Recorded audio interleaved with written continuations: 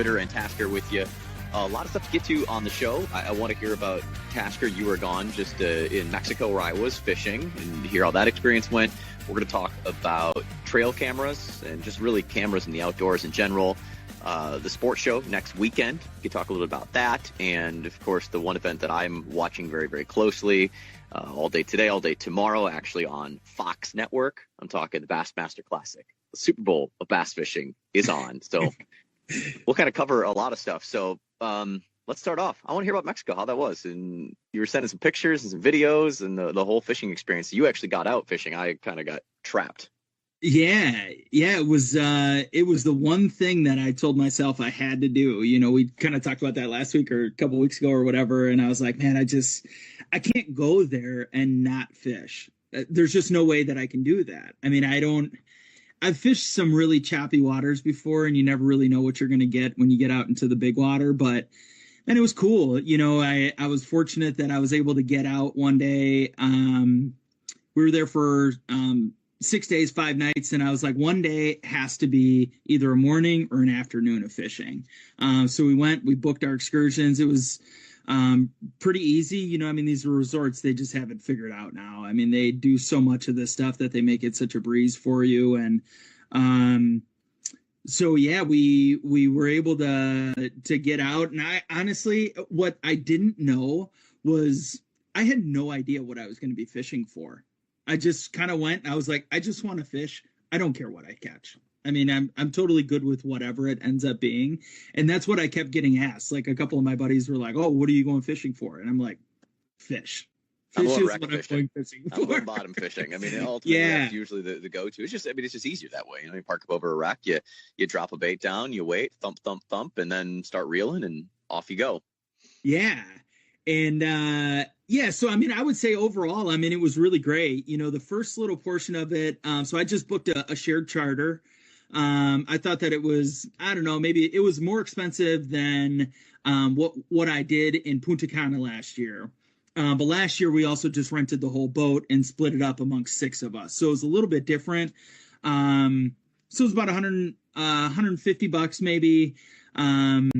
We get there. It was myself, a Canadian guy, and then a mom and a daughter, Spanish speaking, not really sure where they were from, but we ended up getting out, and about, I would say probably 25 minutes in, you know, we get our first fish on.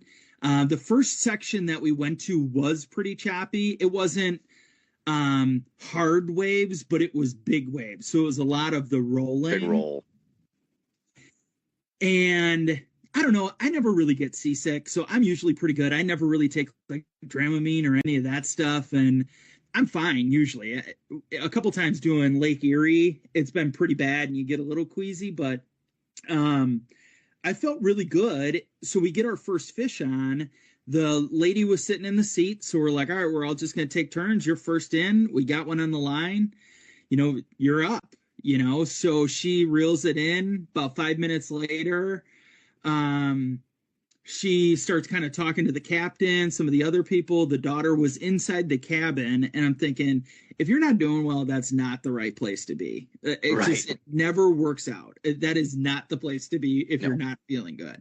So, you know, they're all kind of bantering back and forth, and kind of just, I mean, it's all in Spanish, and I don't speak Spanish, so I'm just trying to kind of figure out what's going on. So they start kind of communicating with me and this Canadian guy, and they're like, you know, is it okay if we go back? Can we just get dropped off? And I'm thinking, I don't really want to do that. Like, I don't want to lose my time.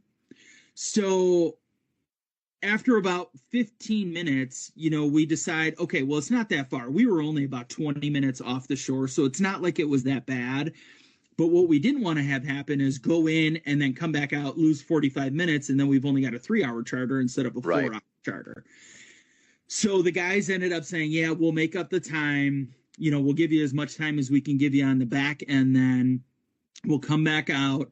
So we ended up going in, coming on the way out. We were kind of over a little reef where they typically catch their bait fish. And, I never really know what they're called, like the umbrella lures, where it is like the parachute that's got like 5 or 6 different lures that are coming off of it. The umbrella, or as we'd call it, the Alabama rig. Yeah. It's the same thing. It's just a bigger version of an Alabama rig. And so that's what we were using. So we were thinking, okay, well, we're just going to catch a couple bait fish and then we'll just get back out there, whatever. I'm happy catching any fish. So I don't care if it's bait fish or big fish or sharks or whatever. And so I caught 2 bait fish, which was cool. Just brought them in real quick. And they were like, all right, this is good enough. We're going to just go out to our spot now. So we were able to do that.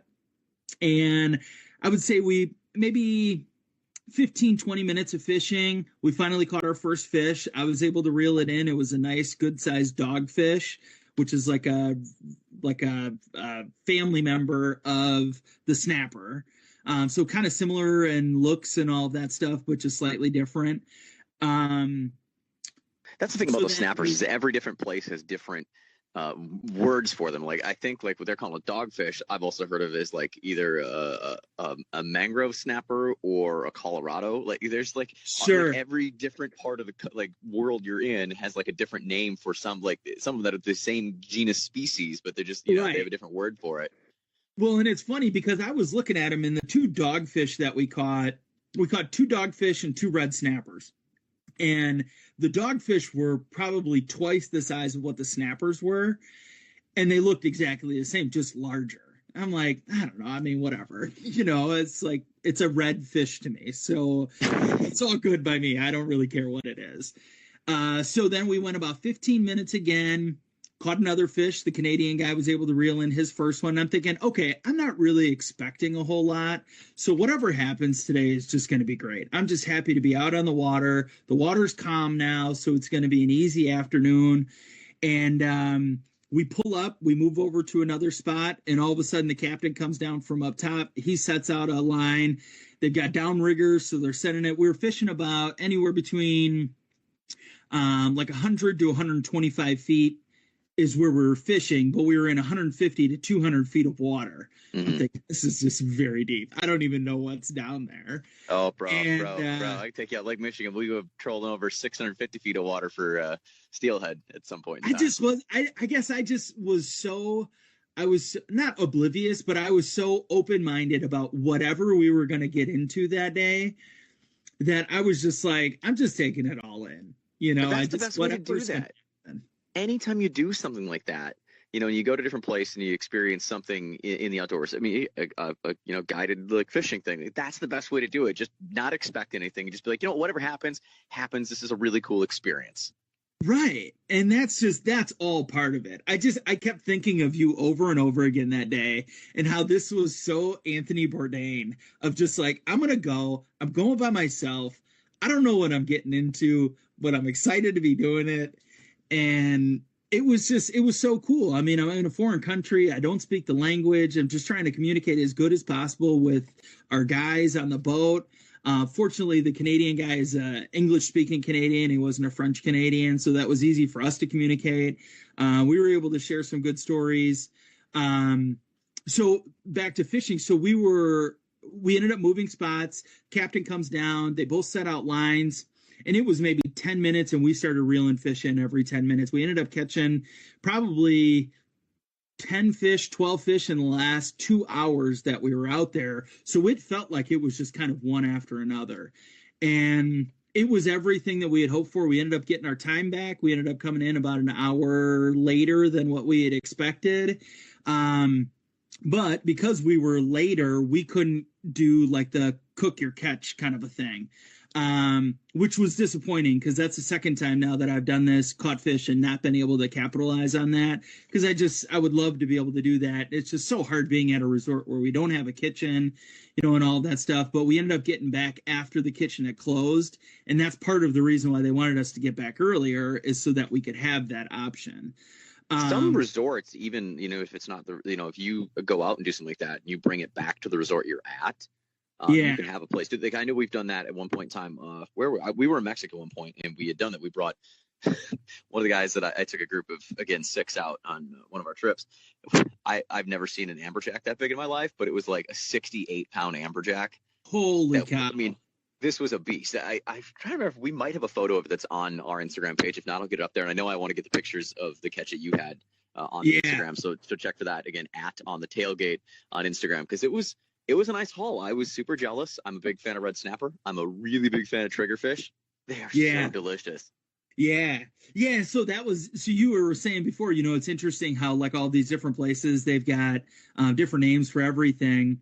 And when I finally got back in the office this week, everybody's like, oh, what'd you catch and blah, blah, blah, all that stuff. And, just talking about it, it's exciting to talk about. And I kept Googling triggerfish, and it's like, that is for sure a triggerfish because as you'll see from the pictures, it's got the barb as the dorsal fin. And the only way for it to go down is it's got this cool little trigger that lets off the pressure or whatever.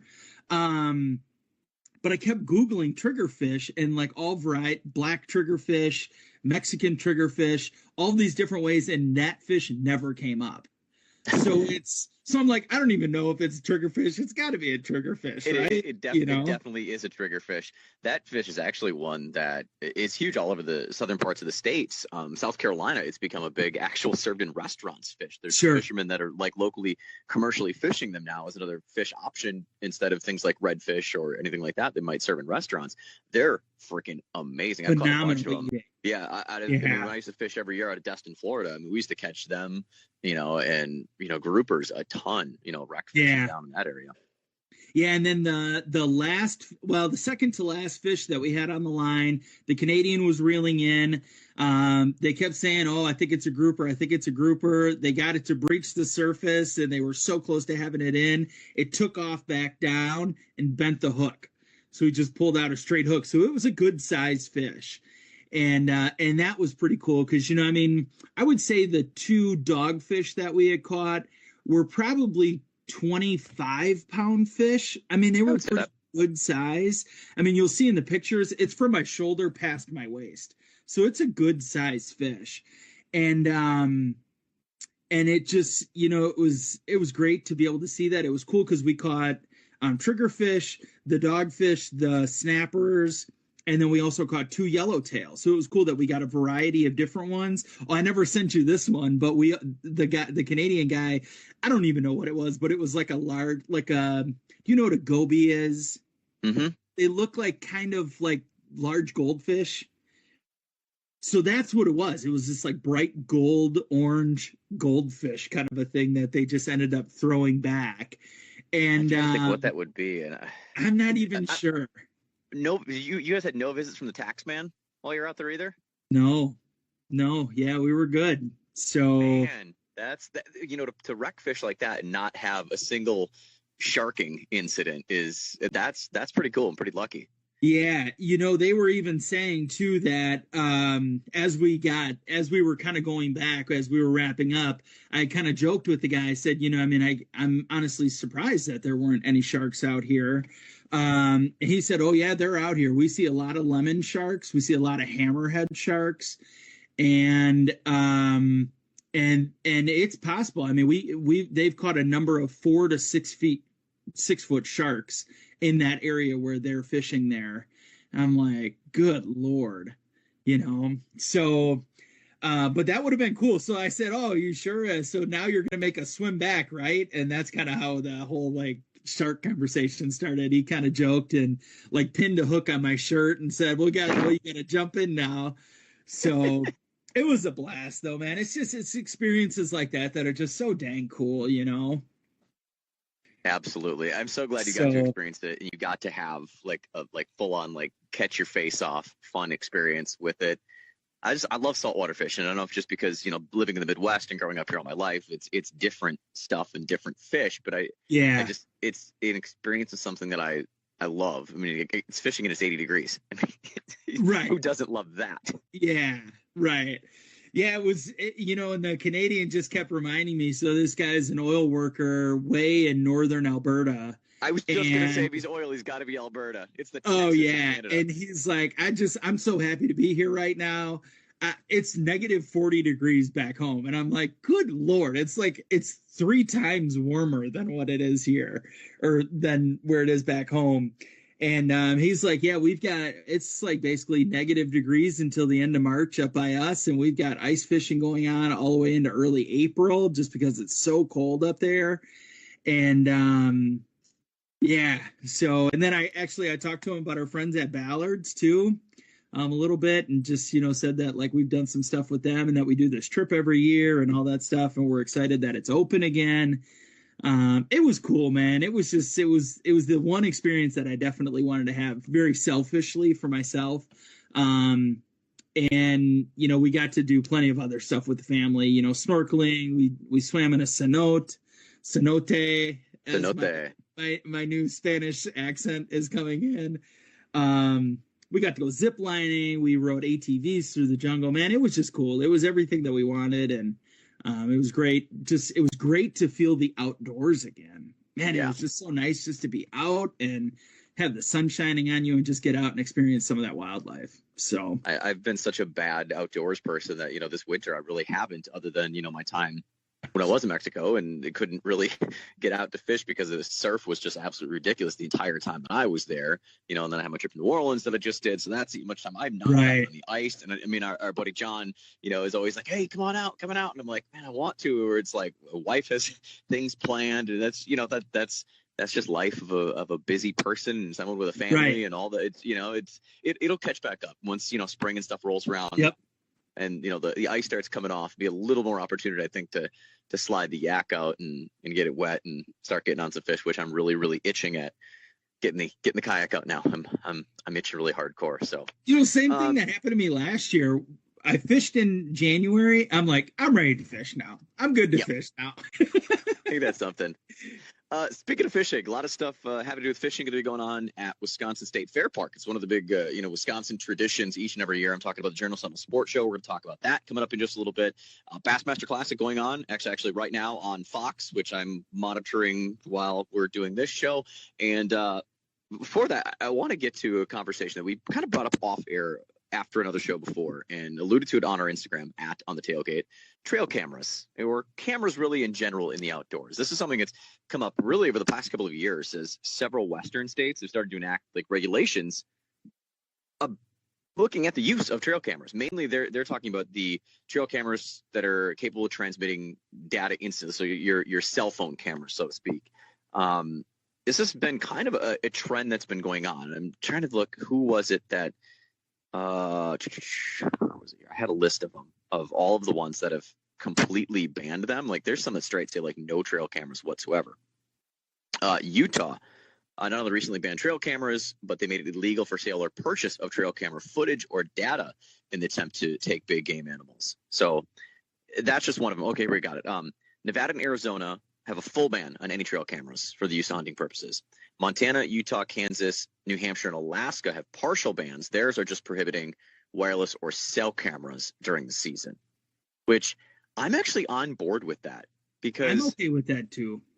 If you look through regs in just about every state in the nation, it's illegal. And specifically, I know in Wisconsin it is, that you can't communicate with another hunter about where game are moving. So like you and I out in the woods together, for you to text me and say, hey, they're coming your way, technically that's illegal. For you to call me or get in the radio and say, oh, they're headed this way, that's actually illegal.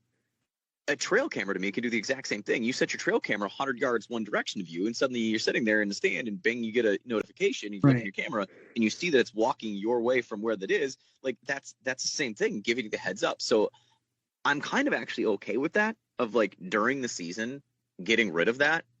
And personally, like I don't want that sort of technology during the season because I feel like you're going to be getting pings of like that big buck coming out while you're at home, and it's just going to be like giving you all that anxiety all the time. So if you just like take the decision away from me and tell me I can't use it at all, then I'm not even tempted to have that situation happen. Right.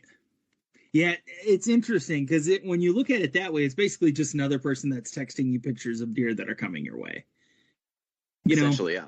I mean, we're probably going to make people mad because people are like, oh, I love my cell cam and it's so much great intel and like all that stuff. But for me, you know what? I think the biggest luxury and the most enjoyable part of having a trail camera is doing the photo dump, doing the Yeah. card pull, and actually seeing what's out there.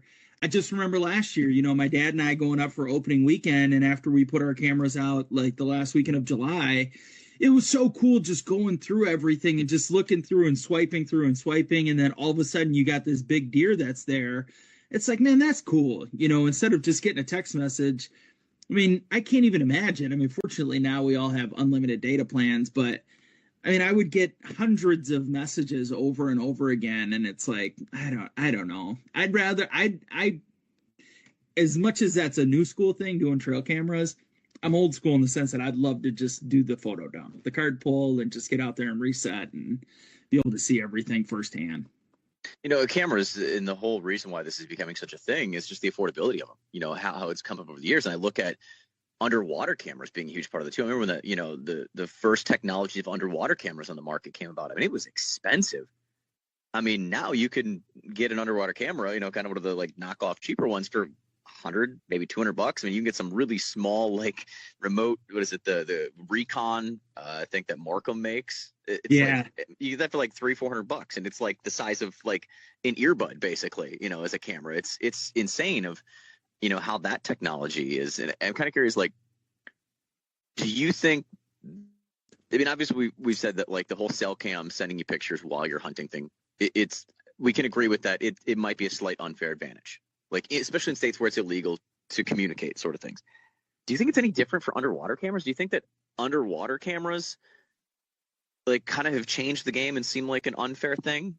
I mean, I'm sure it has. How I think it's different, though, is that I think you are more in control of hunting scenarios where you get that intel as opposed to fishing scenarios where you get that intel, because you can shoot a deer from very far away. Yeah.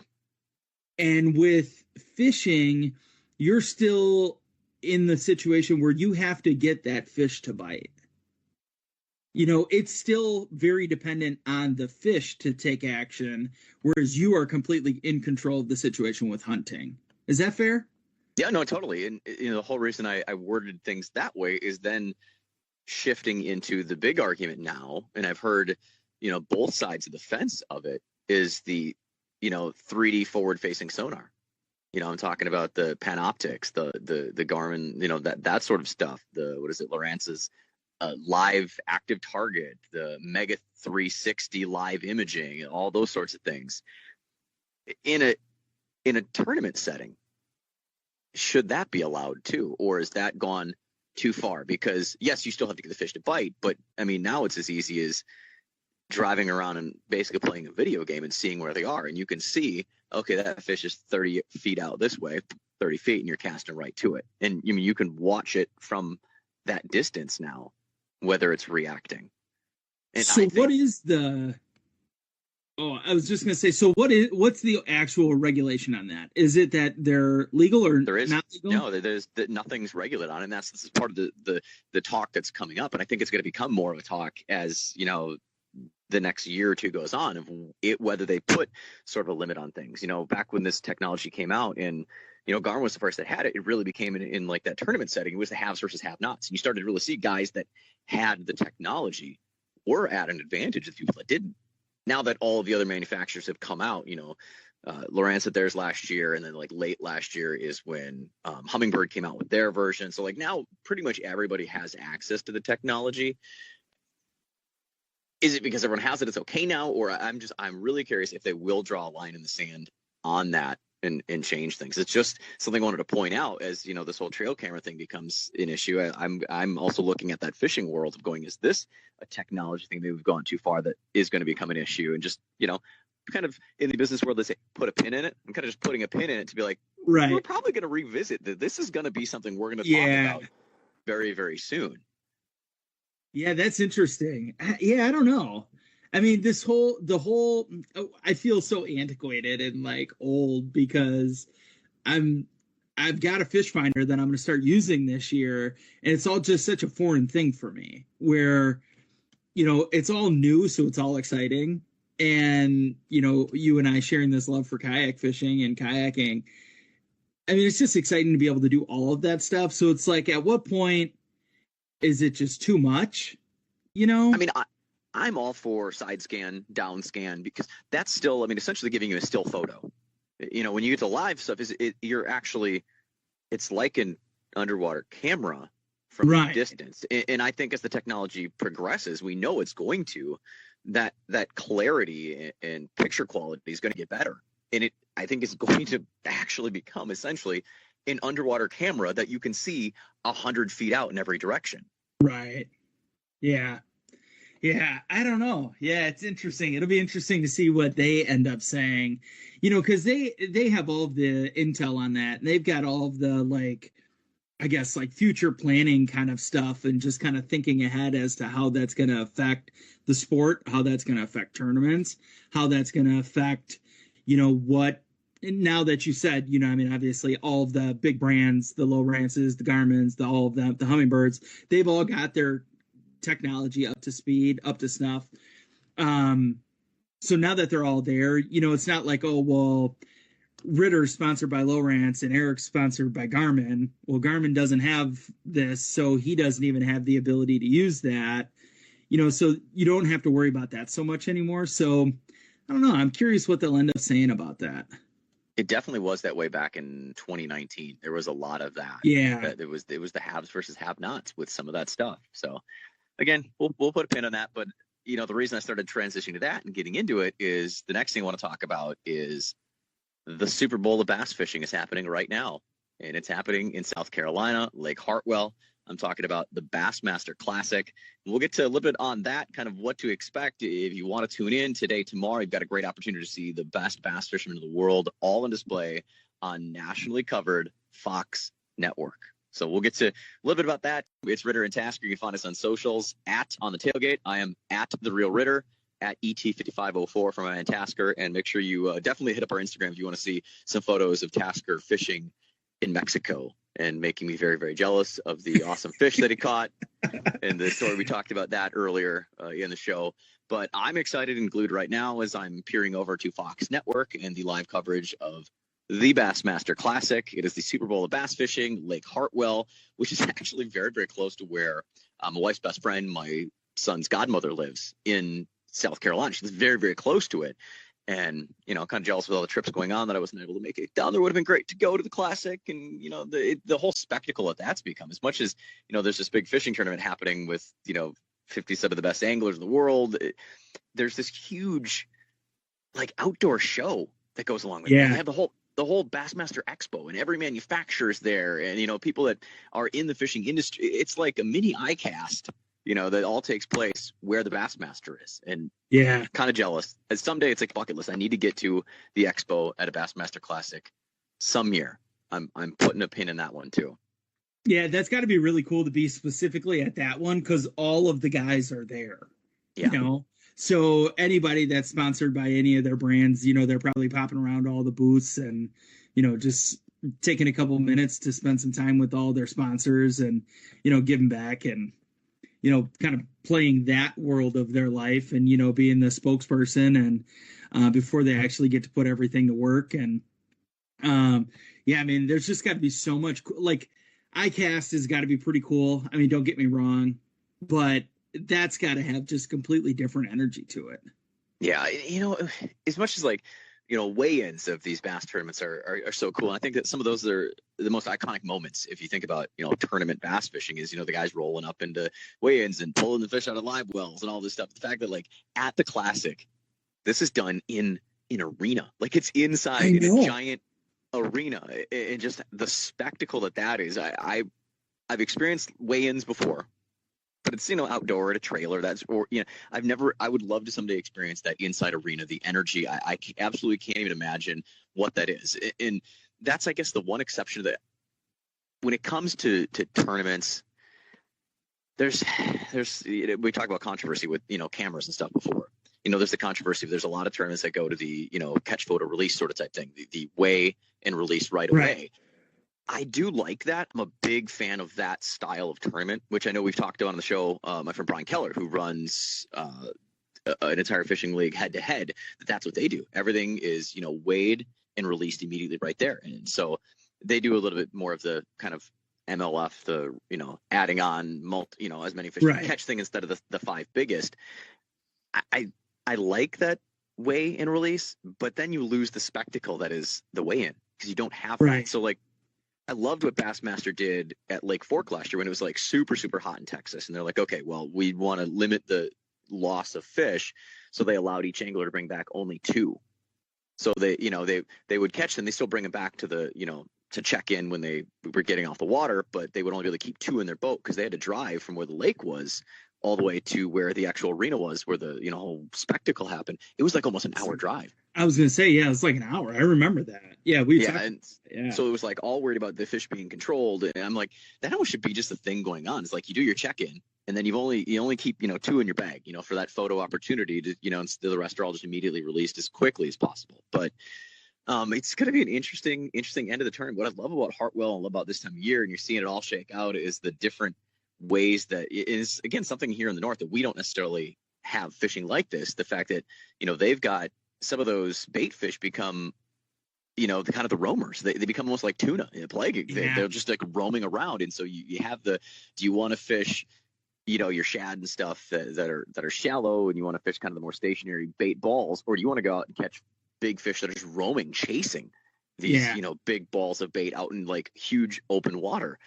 And how you do, it's been intriguing to watch. And this is again why I love watching bass fishing, is being an angler that I am. I enjoy watching how some of these guys go about things and the adjustments that they make. And I feel that it's an opportunity as an angler to learn some of those things. Yeah. Of how they go about making the transitions and the adjustments. And, it's going to be interesting to see what the winning bag is, by the time everything wraps up tomorrow. But I still think it's so freaking cool that the Bassmaster Classic is on Fox. Like you turn on, Fox 6 here in Milwaukee, Fox 11 Green Bay area, wherever you are in the state, you put on Fox Network and you are going to have the Bassmaster Classic. It's great that they're on FS1, every other weekend they've kind of had the weekend coverage, but to have like the big Fox Network. And to me, we can thank COVID for that. Yeah. I mean, you think back in 2020 when COVID hit, they canceled a bunch of those bass tournaments, or, they put a pause on it. They brought bass fishing back because they realized that there's something they could do stationary and they could be COVID safe with things. And there was no sports anywhere. And ESPN was just like looking for anything. Well, Bassmaster had been live streaming these tournaments on their website for years now. So ESPN jumped in and grabbed the coverage they were doing, put it on big ESPN, and people watched. And got attention. And that's when, after that season wrapped, ESPN obviously is tied up with all kinds of other contracts with other sports, so they just weren't going to make it work. But Fox jumped in and said, hey, we'll take you. We'll take it. Yeah. Yeah, they needed a break in between like the Nathan's hot dog eating contest from 2013. It got bad for a while. Day of sports. It definitely. I mean, they were they were airing like cornhole tournaments and bags. It got to be such a. It was like watching ESPN 8 The Ocho all the time. Yes, and that's what they kind of branded it as. It's just so funny though. But it was such a at such a terrible time when we had this like dark looming cloud. It was such a great thing that they did. That was so cool. That was like one of my first memories of being locked down. Was on TV all day one day, and I'm like, I mean, what else are we gonna watch? There's nothing else. So, absolutely. Anyway, I'll be keeping an eye on the Bassmaster Classic throughout this weekend. I'm glad it's this weekend and not next weekend, because next weekend, the Milwaukee Journal-Sentinel Sports Show, it is back. Of course, there was not one last year due to COVID. Again, it's at State Fair Park, Thursday through Saturday, 10 a.m. to 8 p.m., Sundays from 10 to 5. This used to be like a really tentpole staple. I didn't miss an event. Funny thing about it, it was the last event that I remember before COVID shut the world down that I actually went to. I remember we met. We were there. The sports show on that Sunday afternoon, because I remember that was everything was starting to shut down, and we went to it, and it was like the next Tuesday, 2 days after, it was like everything just we're done. Everything completely closed down. It's like, okay, well, we were at this venue walking around, that was before masks or anything. It's just people, right? You think back on it, you're like, man, that just doesn't seem to make sense, and it seems like a totally different world. But yeah, it's kind of cool to have it back. 81st year of it. what I'm really actually stoked about that they haven't had in the past, or like in the last couple of years, I remember, is the big tank. The big fish tank I'm talking about. I'm not talking about the DNR's big fish tank. I'm talking about the big fish tank stage where they're actually going to have appearances. The Mercury Marine Hog Trough stage, as they're calling it. So they've got like a huge tank full of bass and stuff, and almost like a little mini bass boat above it. So anglers can be given a presentation talking about things and like actually like casting lures into the water and showing you and demonstrating. That's cool. I really like other like events and things that have had this sort of, I just think it adds an extra element because like anyone can sit up on a stage and talk about how to catch fish and like play a slideshow from PowerPoint, but to like actually see fish swimming and like actually like casting a bait, and I just think it adds another level to it that I think that's really super exciting. And I mean, it's a full lineup of people they're going to have talking about different stuff there. I mean, I'm, painting down there of some of the stuff on right away the first Thursday at 4:00, Dale Stroheim. I'm from, Door County and Green Bay fishing expert. He's going to be talking about, springtime tactics in Sturgeon Bay. Another smallmouth guy, Bill Schertz. He's going to be there talking right away after that. They've got walleye stuff, more smallmouth stuff to wrap it up. And every day there's guys talking muskies, smallmouth, walleyes, and even some panfish tips and tricks and tactics stuff. They're obviously Mad Dog and Merrill there at every single. I don't think they've missed a sports show ever. I think of the 81 years, they've been there all 81 years at this point. Yeah. You know what I'm noticing as I'm going through this list? I just pulled up the list of all the people that are going to be there. The majority of people work up on the thumb of Wisconsin. Door County. somewhere around the Green Bay and then north up into Door County somewhere. Another thing you check out there, and you can bring your trophy deer with you. If you got a head mount, you can enter it. The Wisconsin Big Buck and Bear booth is going to be on site, and they're having a huge contest. Of course, it's sponsored by our friends at Buck Rub Archery. So if you've got a big monster buck you want to have scored and enter into the contest, you can do it. It's $20. Typical, non-typical. They're giving away judge's choice, best trophy deer by female, best trophy deer by youth, obviously best of show, the best typical, best non-typical, all kinds of different categories. So if you've got an animal that you'd like to bring in and show off, you can enter it in the trophy deer contest brought to you by friends of our Buck Rub Archery. All right, well, Ritter, I found the one thing that I know you're going to be at. Okay, March 10th, the U Singers Outdoor Grilling and Hunting Stage. Planning and experiences of an African safari. Yes, because I am the guy that can afford African safaris at all. Like, still my favorite text message that we've ever got. I mean, if they didn't know that I'm like one of the most DIY, like just put it together with zip ties and duct tape to make it happen type of outdoorsman. But yeah. You know what? I have done a lot of things. I've been to a lot of places, but I take advantage of every opportunity that I can to the fullest. And that's why I make it a point. Like you said, selfishly when you're in Mexico, selfishly the one thing you want to do, you wanted to go saltwater fishing, you wanted to do that, and you made it happen. And that's kind of what I do when I go places and do miles things. And not fishing. I can tell you that much. you do what you can to make the most of the opportunities that you have. So yeah. I think it's where we wrap it up this week. It's good. It's exciting. It's exciting to have that back. I mean, that's always such a fun thing. I always go with my dad every year, and that'll be cool. So I'm looking forward to that for sure. For some reason, my entire brain all this past week has been thinking that the sports show was like this weekend. Yeah. Next weekend. I don't know why. Like my brain, time is just like at a weird. I still don't recover from 2020 with what's time. Like I still don't even know. You're telling me, man. I've just been digging out of emails all week, so it's been nice to catch up and start talking about getting back outdoors again. So yeah, absolutely. Well, we're gonna wrap it up there for this week. Back next week, we'll I don't know. We'll figure out. I don't even know what we're gonna talk about. I have no clue. We'll probably recap some of the Bassmaster Classic because I'm gonna want to talk bass fishing, and watching this is just making me more and more addicted to wanting to get out and bass fish, which. I shared with you the good news. It's official. I've entered my first kayak bass fishing tournament, so I will be fishing a tournament this summer. I'm so jacked up, and it is in that thumb in Wisconsin. I'm going to my home water, Sturgeon Bay. Yeah. And when is that again? What time of year is that? June, middle of June. Yeah, cool. Which I mean, it depends. So like last year, I went up there. I took the kayak up there fishing. Like, was it the first or second weekend in June? And they were just starting to kind of like stage and start to like move up and be kind of doing that betting thing and getting going. But it wasn't on yet. That same weekend, our buddy John was actually fishing in a club tournament up there as well at the same time.